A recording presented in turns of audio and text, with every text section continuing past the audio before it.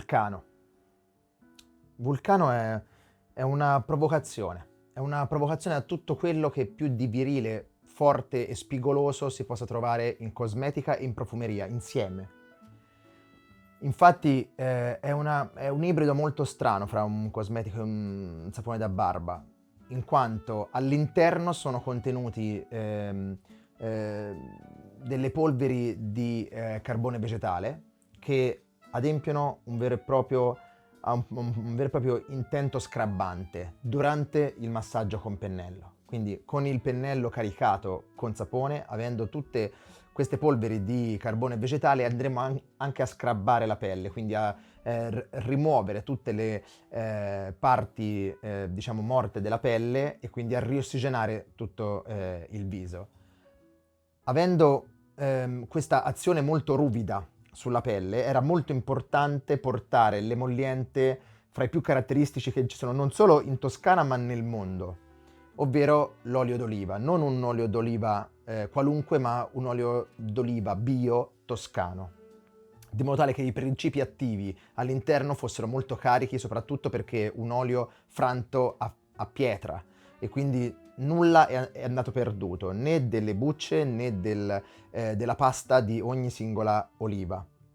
Questo quindi, elemento scrabbante carbone vegetale durante il massaggio, rimozione ma molto aggressivo sulla pelle, quindi insieme all'impasto saponificato anche olio d'oliva bio, emolliente, protettivo e che scherma il passaggio della lama subito successivo al montaggio del sapone in viso. Questo per quanto riguarda il sapone, tenendo presente che avendo olio d'oliva, dopo il momento scrabbante potranno farsi questo massaggio scrub e quindi anche depurativo anche le persone con pelli più sensibili, a cui gli scrub viso sono di solito negati. A questo punto serviva una fragranza molto aderente a questo intento ruvido, e quindi abbiamo detto mettiamo 3 note testa, cuore e fondo molto disturbanti che non abbineremo mai insieme, e quindi chiaramente un anice molto forte seguito subito dopo da un cumino molto aggressivo ma anche respingente al naso di chi ascolta, e una radice di liquirizia molto amara. Quindi abbiamo un anice, un momento cuminico speziato molto respingente e una liquirizia che potrebbe anche disturbare l'olfatto di chi ascolta.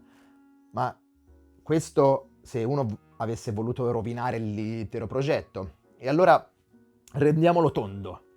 E quindi insieme all'anice sicuramente anche del mentolato e delle mandorle dolci, insieme al cumino dei fiori di garofano, per esempio del mughetto e del biancospino, quindi tutti quei fiori un po' smorzanti delle spezie, per non parlare che per adagiare queste liquirizie, perché sono 3 le liquirizie messe sulle note di fondo, per togliergli il dolce e lasciare la parte invece quella più mentale della liquirizia, più rilassante, abbiamo adagiato del patchouli non verde come al solito, ma del patchouli nero, quel patchouli che di solito sono radici che impastano le note di fondo dei profumi molto volatili, una vaniglia che non c'entrava assolutamente niente, ma che magari nel caos, qualche nota di caos, riesce ad attrarsi e arrotondare il tutto.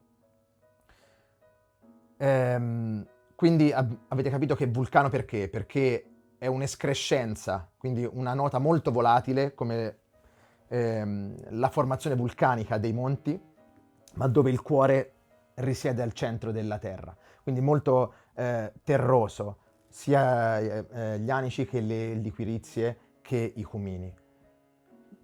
Sia l'aftershave che la colonia abbiamo detto basi vegetali come al solito, quindi alcol vegetale non etilico molto delicato. Sulla parte aftershave andrete a sentire molto la parte nera amara.